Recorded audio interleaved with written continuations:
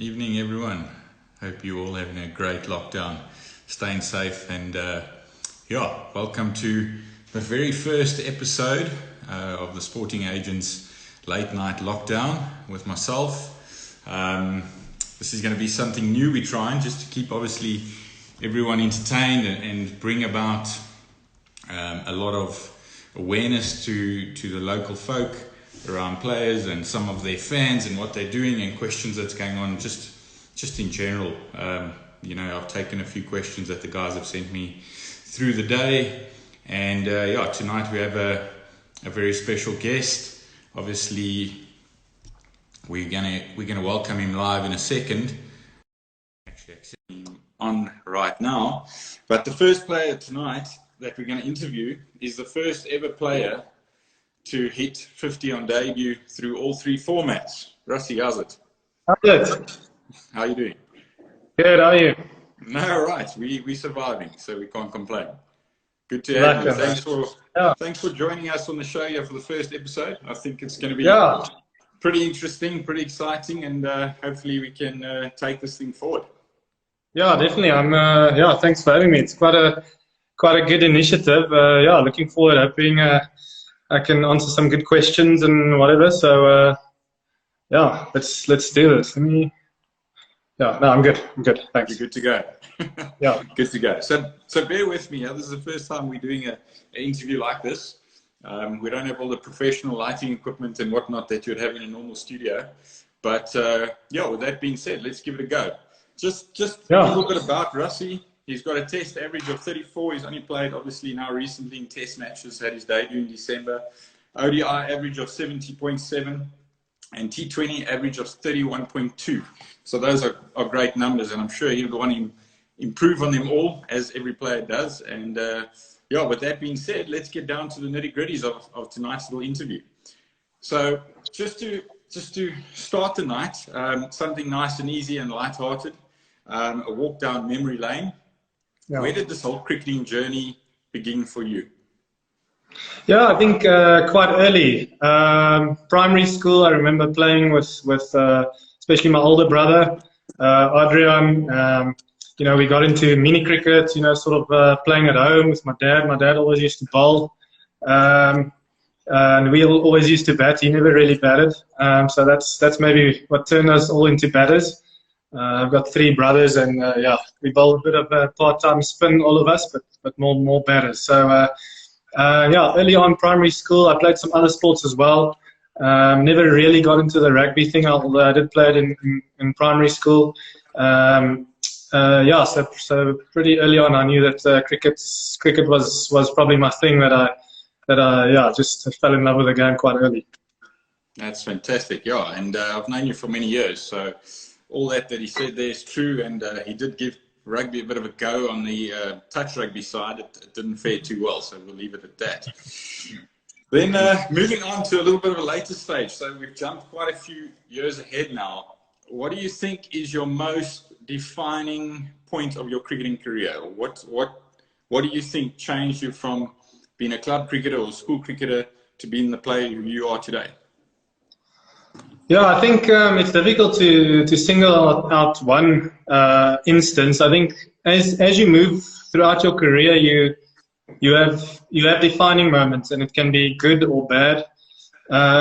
If I think back to sort of my early days, let's say primary school, I was put in school a year too early. So by the time I was in grade 7, finishing primary school, I was a year younger than all the guys that I played with, and I think that always helped my development in terms of always playing with kids older than that. So I was quite fortunate in that sense. And then early high school, you want to make provincial sides, and I remember one year, I think it was grade 8, so first year of high school, I didn't make the Northern's provincial side. I was in Wisselmanle Park.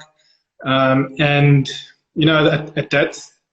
that moment, that was a big. It felt like the world caved in on me. In hindsight, you realize how actually insignificant it was. But, going through that process of dealing with that disappointment and realizing, listen, I just have to be better. I just have to work harder. And, and then from there, the years after that, I sort of started making provincial sides. And then, again, playing senior cricket in school from a young age. Grade 8, grade 9, started playing first team. My older brother was also part of that first team. And again, that exposure to older people or children, I suppose, in that sense, by that time. And that's the thing that I think happens quite often throughout my career, because I started playing club cricket there as well. And I always tell young guys, play as much cricket as you can.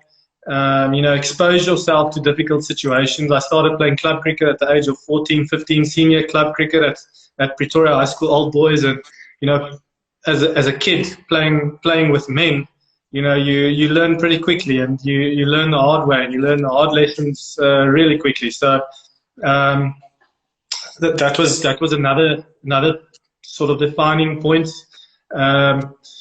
And then, going my final year of school at Affie's, a guy like Dion Buertes, who was the first team coach there, he worked with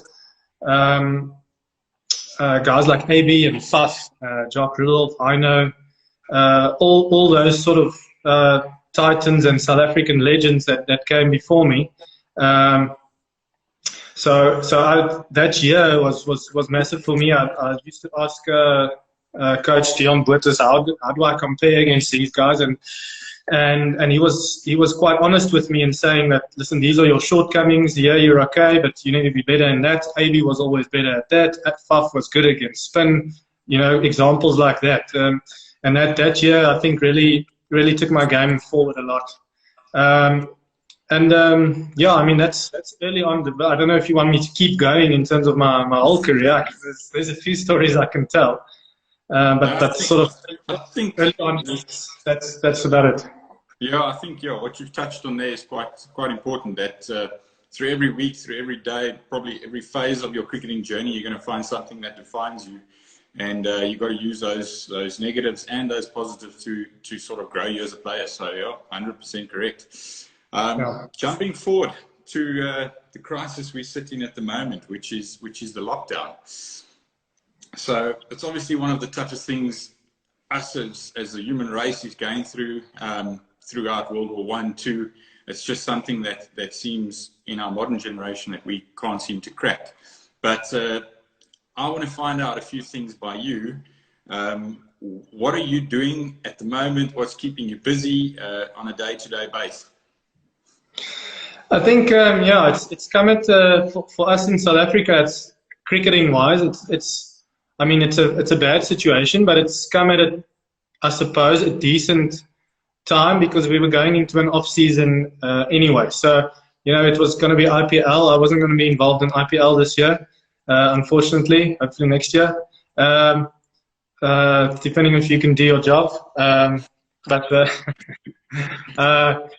So actually spending a bit of time at home, with my wife Laura. We've had a very hectic schedule in the last 18 months. Basically playing a lot of cricket, heading into the World Cup, then the World Cup. Then I had some overseas tournaments in Canada, and then back to India. So we've travelled, and then obviously the England series and Australia series. So spending a bit of time at home has been really good. Sort of getting the time for the things that you don't always get time for. So I'm spending quality time with my wife. I'm getting all the stuff done around the house. I'm training, staying fit where I can. It's obviously difficult, but I see it as an opportunity to work on some different elements of my physical sort of strength, if you can say it like that. And just making sure that it's easy to just sit at home and do nothing, but making sure it's productive from a mental side, from a physical side, and so that when we get out of it, again, I'll be ready to go, hopefully. Yeah. So my next question sort of leads on to some of the things you've already said there. Do you think there's a place to find this as a beneficial time for you as a sportsman, actually for any sportsman around the world, probably even more so, wouldn't you say, for younger guys trying to bridge the gap between sort of the elite guys and the ones just trying to crack it down? And then what lessons would you take out of the lockdown? Yeah, I mean, it's like any situation in life. You got to choose how you want to interpret it and how you want to use it. So it's not a great situation in terms of what's happening in the world, but I mean, I try and see things as a challenge. And I think for young guys, this is a great exercise in the sense of testing yourself in terms of a self-discipline way. I mean, in cricket and in life, there's not always going to be people who's going to tell you what to do and show you exactly what to do and hold your hand while you're doing it. Most of it, it's going to have to come firstly from yourself, and you're going to have to do it by yourself. So, in that sense, I think for a young player at this stage, it's a great time to reflect inwards, see where you can improve, especially from a mental point of view.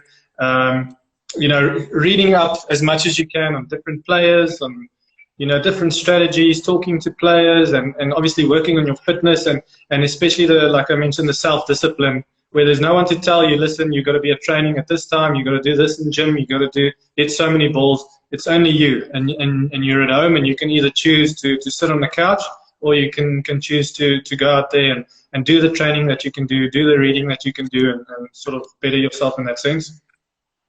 Yeah, good answer, and I agree with you 100% there. The lockdown obviously limits us to a lot of things, and you said you're keeping yourself relatively busy. We know you quite well. We know you're a wildlife enthusiast. Beside, obviously, the norm of a little bit of exercise during the day and a lot of chores around the house, I'm sure the wife's putting you through your paces. What other hobbies do you have? What are you keeping yourself busy with other than that? I know you're doing a bit of birding around the house, but what else are you keeping yourself busy with? Yeah, I think, again, like I mentioned, stuff that I didn't get as much time for. A thing that I'm spending a lot of time now on is a company that I'm involved with, Freedom. And I'm, we in the business, we've rolled out a few products recently, and it's been a bit tough with the lockdown, but we have a lot of plans going forward, and it's good to be part of the team again.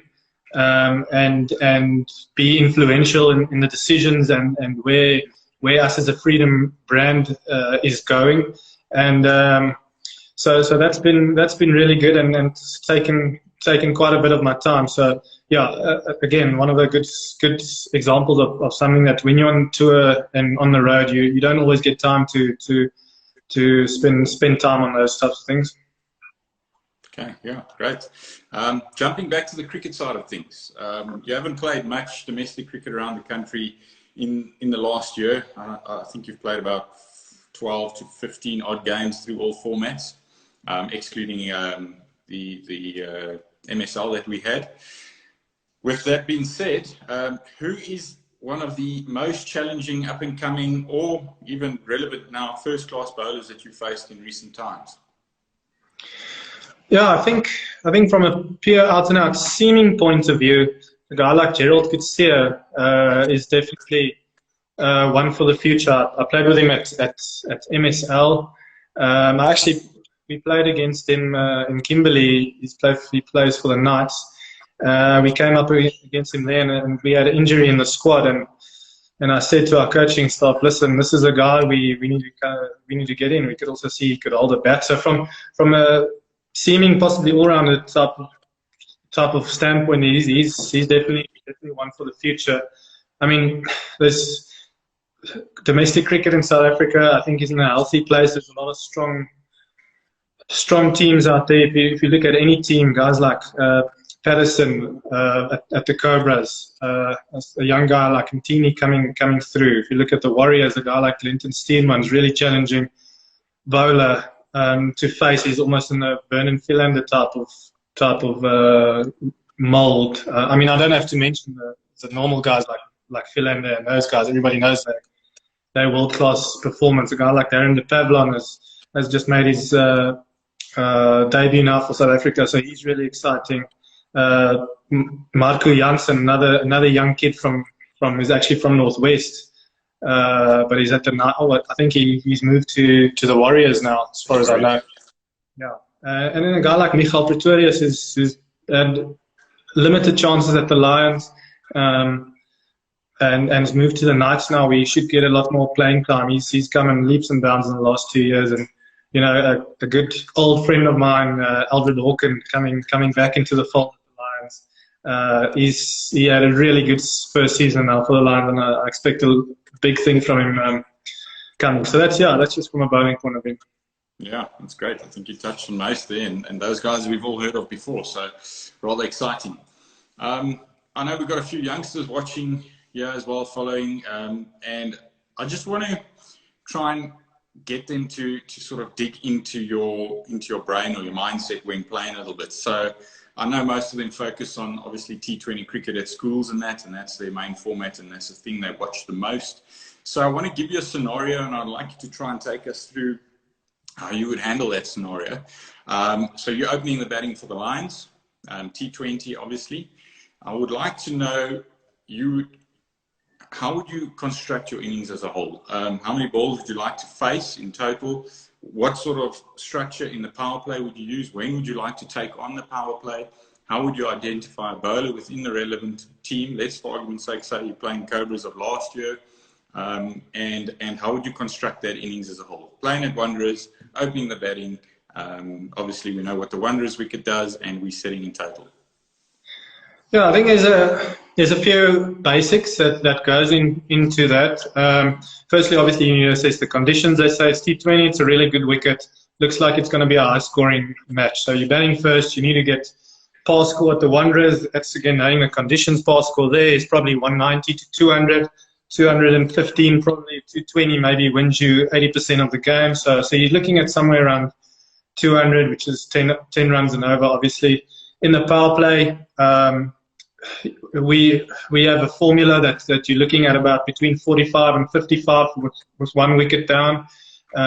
So that gives you roughly 1.5 boundaries and over. Obviously, you're not going to get 2 boundaries every over. You can, but you know, boundary and over.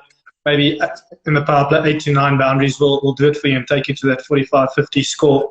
And then minimizing dot balls, obviously. So that's just part of a broad, basic sort of game plan. And then you obviously look at your opposition, who you're going to come up against, the lengths that they bowl, the lines that they bowl. So you'll know that bowler A will bowl back of a length at about 135. So, you know, probably to hit him straight over his head might be tough, but it might be easier to sit back in your crease and look to pick him up either over the offside or over a deep square.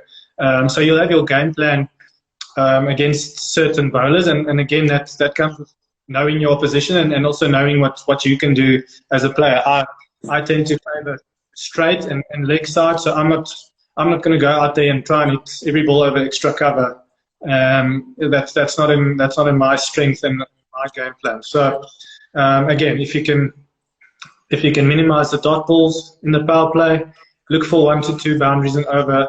You obviously only have 2 fielders out of the ring, so there's always going to be boundary options for you. And a big thing for me, I think, in T20 cricket is putting the bowler under pressure. Knowing the bowler must know that when he runs up, he's under pressure, because the very best in the world, yes, execute their skills and execute exactly where they want to bowl to you.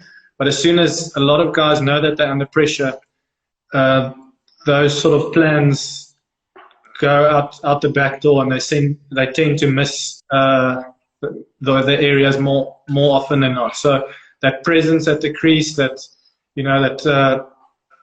showing that body language, that you're there to play, that you're aggressive, and just the bowler must know that if he misses his mark, he's going to travel. I think that's a big part. Great, yeah, I think that's good. I think if the guys can take something out of that, they can go far, especially the youngsters. Knowing your game's important, and we'll touch on that later. I've got a question regarding that later on. Just on T20 cricket again, you've played around the world. You've played with some of the best players around the world. I mean, you've played with AB, you've played against AB. So with that being said, how did the MSL of old, I know it's changing in the near future, rank in accordance to those sort of other competitions around the world? Yeah, I think that's a great question, because often in South Africa we tend to think that it's not as good as the other leagues, or as strong as the other leagues. It's not as many big names or whatever. But in my experience, I've played in Caribbean and Canada and played international. I definitely think it's one of the best leagues in the world. And having spoken to a couple of the other overseas guys that came here and played, a guy like Dan Christian, for example, who played for the Jersey Stars with me. A guy like him saying that the standard here is better than the Big Bash. It was at first an amazing statement to us, because you look at the Big Bash and there's big crowds, there's big entertainment value, but if you look at the actual cricket side of it, a guy like that coming, obviously he's played in Australia for the last 15 years and now he's been exposed to the MSL. A guy like him saying that was quite a big surprise to us. So I think, it's not just a biased opinion from my side saying that, listen, this is one of the best competitions in the world. Obviously all the Proteas players and big names from overseas coming from outside source, that was quite a big thing. And I think that's really exciting for not only us, but the younger players, everyone involved in cricket in South Africa, and obviously future for the Proteas and all that. Yeah, definitely. And Dan's a great guy, and he's played IPL, so you can definitely take his word on that. Jumping over to the Lions, they've been successful the past two seasons with Enoch and now with Wandi. Why is that? What's the reason for their success the last 2 years? Yeah, I think we have been successful, but we were also successful before that. I think a guy like Jeff Toyana, which I started under, he was notorious for giving chances to players, and I was a young player at the time when he gave me my chance, and him and Gordon Parsons, those guys did really good work. So I think they must also take a little bit of the credit for the success the Lions have seen in the last 2 or 3 years. But yeah, Enoch has come in. Is one of his first meetings, he said, listen, we as a Lions, we want to win 3 trophies. And 3 domestic trophies, and we ended up doing that year. One was for the Jersey Stars. I think we missed out on 1 trophy. I think it was the One Day Cup. So we won the 4-day, we won the domestic T20, and we won the MSL 2 seasons ago. And he came in very structured, and he challenged us to say, listen, you got to dream and think big, because if you don't, as soon as you do that, you can work out a plan how you're going to get there. So Enoch must take a lot of credit for that, and Wandile has taken over from him ever since Enoch has been elevated to the national side, and I think he's kept the same sort of discipline, the same intensity in terms of training, and in terms of no shortcuts being taken, and not making the secret of it that we want to win, and we want to win a lot of trophies. So we won the 4-day competition this year, having most probably of all the teams missing the most guys to the Proteas, myself, Riza, Bieran, Temba, and we finished by default second in the Momentum Cup, which would have been an exciting finish. So I think those guys must take a lot of credit for that. Definitely, yeah, great guys, and I think the work ethic there, what I've seen, has been great, and the guys just bought into the whole culture. So it really worked well for you guys.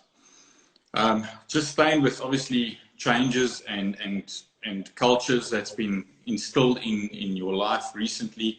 The whole national setup has changed. We've obviously got Graham Smith and Boucher and Quinny leading the troops now. How have they influenced the current setup within South Africa, as well as the structures within South Africa? Yeah, I think it's been really positive. I spent about a year under Otis, and I must give a lot of credit for him to giving me my chance at international level. But Boucher has brought a whole new level of intensity, a whole new level of work ethic, a mental strength, and a sort of presence that again, we're not just here to compete. We're here to win, and we're going to do that in an aggressive manner. We're going to do that by working ridiculously hard. We're not going to leave any stone unturned. We're going to face difficult situations. We're going to ask difficult questions and have difficult conversations, but we're going to be honest with each other. And when we do that, that's going to, under pressure, that's going to bring out the best in us. So yeah, so he's been really good, and I've really enjoyed the time under him. And obviously, I mean, he's a legend of South African cricket, and we also got to work with a guy like Jacques Kallis, and then obviously Graham Smith, who's director of cricket. So I mean, having those big three, probably some of the biggest names in South African cricket ever, not only South African cricket, world cricket. Just having conversations with those guys and learning from them in terms of how they approached their games when they played for South Africa, and the lessons they learned that they can instill on us. It's been really, it's been really unbelievable actually. And I think Quinny, he's a bit more laid back. He doesn't say too much, but he's a guy who's always going to lead by example on the field. So he's one of the great cricket brains that I've ever come across, and I think that's why he's taken to captaincy, especially on the field, really well. He reads the game unbelievably well. So it's positive signs for South African cricket going forward. I'm very excited. Yeah, let's hope we can get back on the field soon. World Cup coming up, so hopefully you guys can knock a few guys over there and bring some silverware back. Moving on, I don't think many guys do this too often, but I mean, it's a neutral platform, and no one's going to really moan. You have a few sponsors. Obviously, a lot of them have been with you for a long time. Do you want to take us through some of them and the roles they've played within your career? Yeah, I think sponsors. I mean, for a professional sportsman is unbelievably important, and I'm very grateful to all the sponsors I have, because I was also on the other side, where you're a young player, you're not earning a lot of money. You have to buy all your own kits and buy your own shoes, and looking back at it, whenever a sponsor gives me something, or a new bat or whatever, you think back at those times where you really actually struggled, and it makes you appreciate it a lot. So, I've recently started playing with SS, Serene Sports. They've been brilliant in terms of their service. Obviously, they're one of the biggest names in cricket in the world, and to play with such a big brand, it's really actually an honor. So. I mean, guys who have come a long way with Kia Rodepoort, which I'm at now, a guy like James Aldas. I met him about 7 years ago.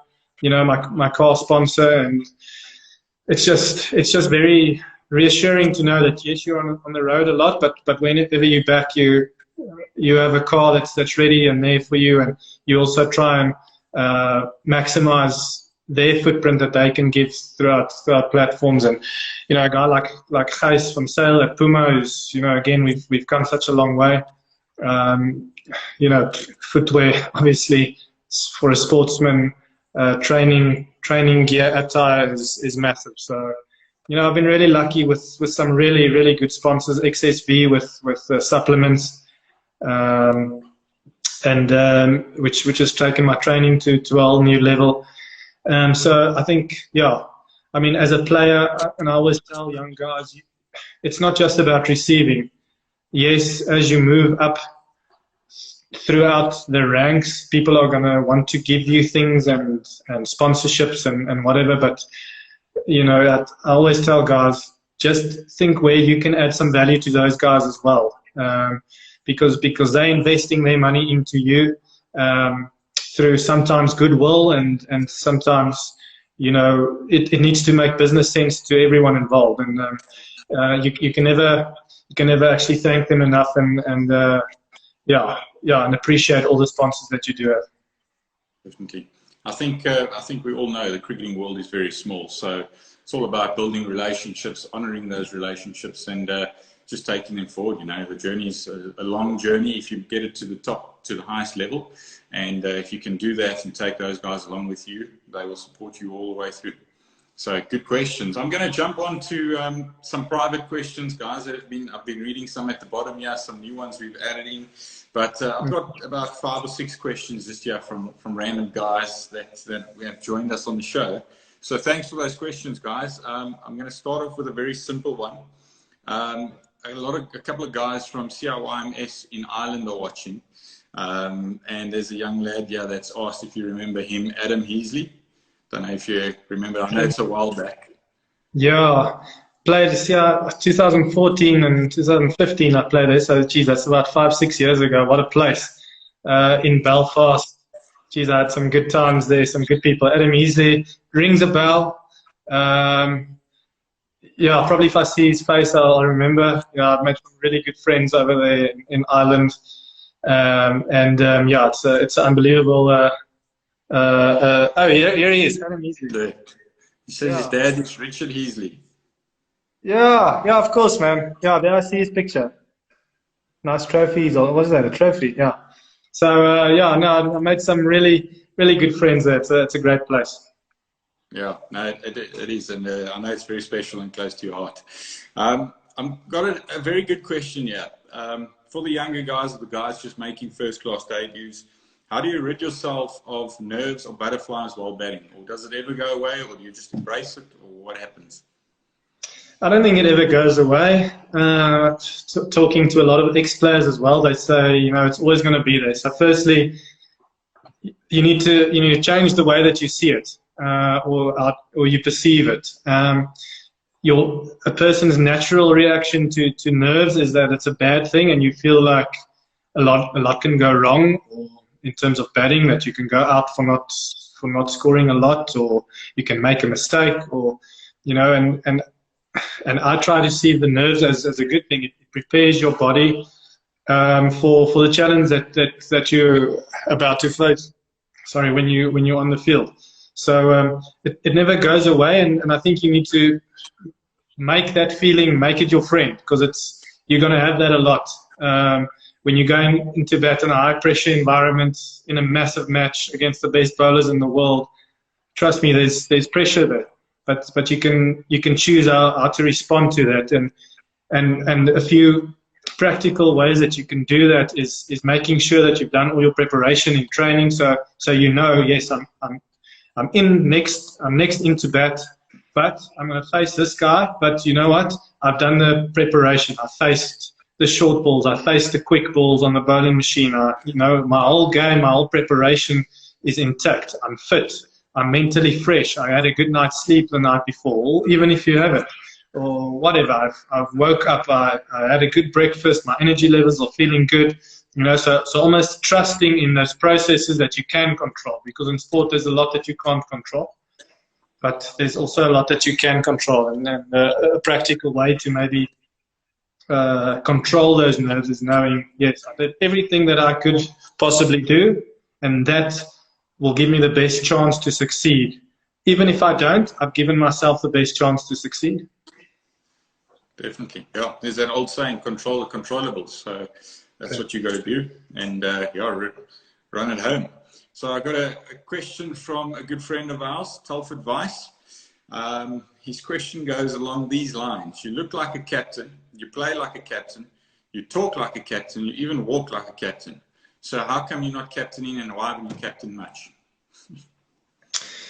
Yeah, I think, I don't know, I walk like a captain, but I'll take it.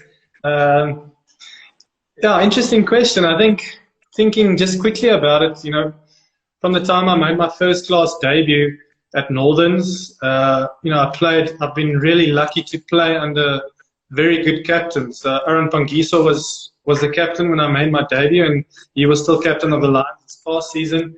I think in terms of South African captains, he's right up there with the best. Then I moved to Northwest, played under, again, one of the great captains that I've ever had, Brett Pelser. really lucky to play under a guy like that. And when I started at Lions, Alvira Peterson, again, one of the great cricketing minds of the last sort of 20 years in South Africa, and after him, another two of the great cricketing minds and captains at the Lions, Neil McKenzie and Stephen Cook. So I've been really lucky to just play under some ridiculously good captains, and I think maybe that's why. I think maybe when the time came for me to maybe take over as captain at the Lions, I started playing for the national team, and availability probably played a role there. You can't have a captain that's not there for half the games, and I sort of got moved more into a vice captain role, and under guys like Bangiso, Nicky van der Berg, Themba Bavuma, playing under guys like that. So, it's why I haven't captained. That's maybe one of the reasons. I see myself as a thinking cricketer. I want to be a thinking cricketer, obviously when I'm batting, but also in the field.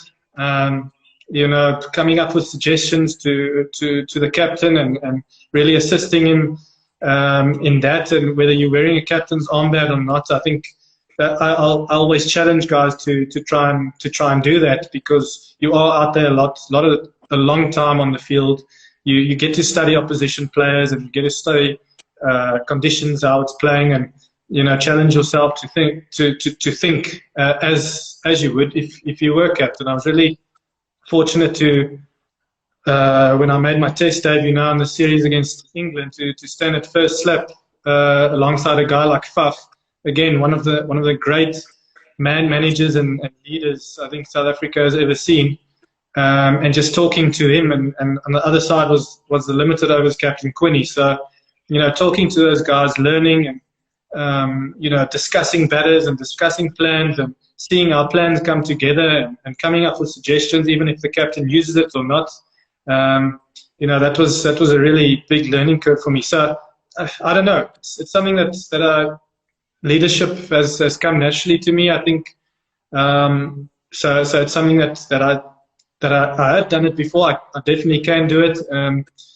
Why I haven't, I'm not sure, but who knows what's going to happen going forward. Yeah, definitely. We can't read the future, but we can only hope. But with that being said, I think captaining your own space is one of those most important things, and youngsters need to learn that as well. So if they can captain their own space on their field, I think it makes a lot more light work for the captains that are trying to do other things. A good question coming up, probably a tough question as well. The fastest way for a player, or the best way for a player to learn his or her game? The best way will be probably, there's a few.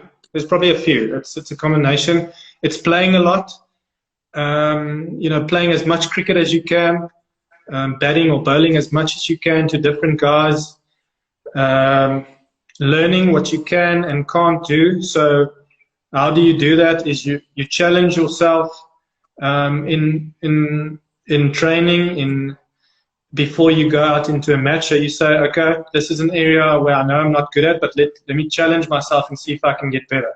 And then you get to a point where you say, okay, I can now do this, but it's not part of what's my best package. So as a batter, let's say let me talk as a batter.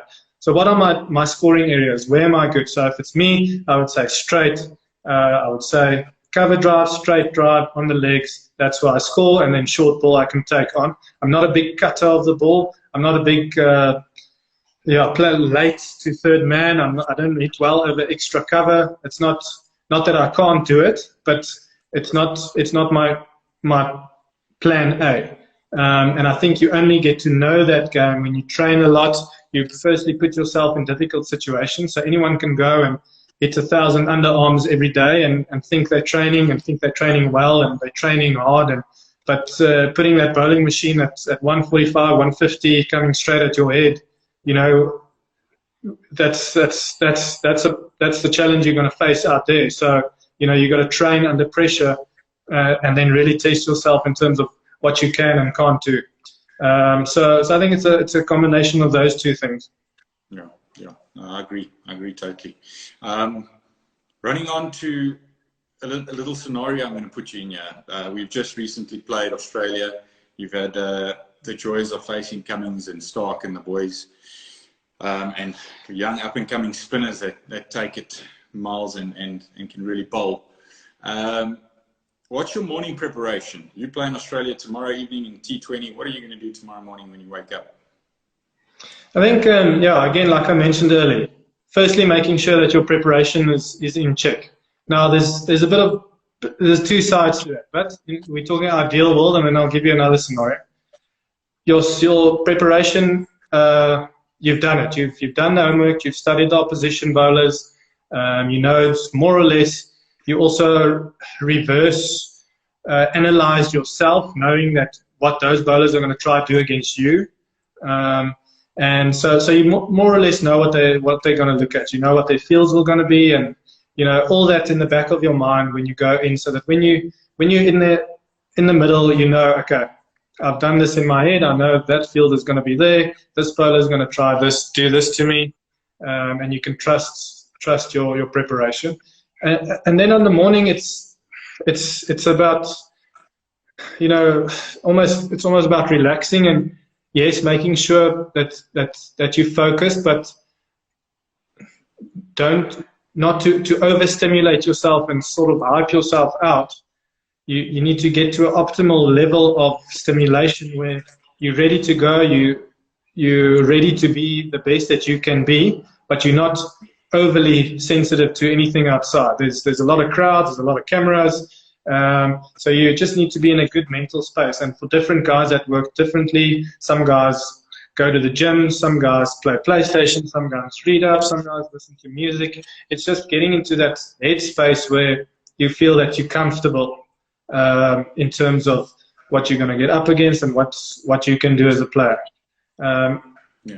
Coming back to what I said earlier about preparation, the mental side of it is when you didn't have that preparation. I think that for a lot of younger players, it's sometimes a lot more difficult to say, okay, I want to hit 50 cover drives, I want to hit 100 pull shots or whatever, and then I'm ready to play. And then you're not going to have that luxury. It's going to rain, or you're not going to have training, or you're going to travel the previous day, or the nets are going to be bad, and you won't get to face bowlers. So that's where the mental sort of ability to know that, yes, I maybe didn't have my lead up training session that normally prepares me to go into a match, but I've got to trust in the skill and the work I've done over a whole of the last season, not just letting it boil down to the one training session that I might have missed, or I didn't have a perfect training session.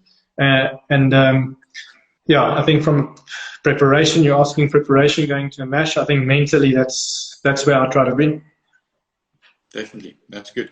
I think that in combination with all your school preparations and failing as well has set you up for all those success as well.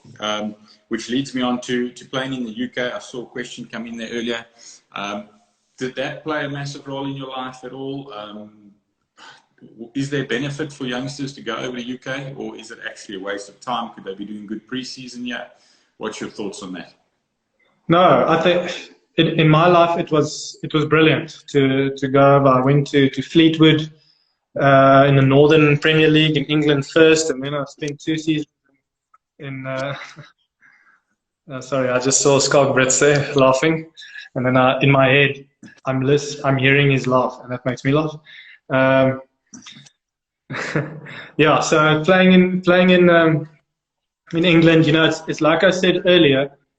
This is almost a mini version of that, because when you're over in the UK, it's you alone. You're playing at a foreign club, different people.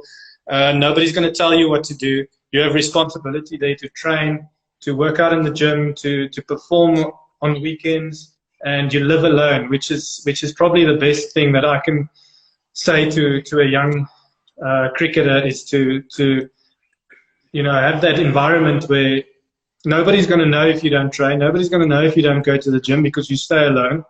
But that really tests your self-discipline. And when you get through that, I think that in terms of player development, that was massive for me. Okay, great.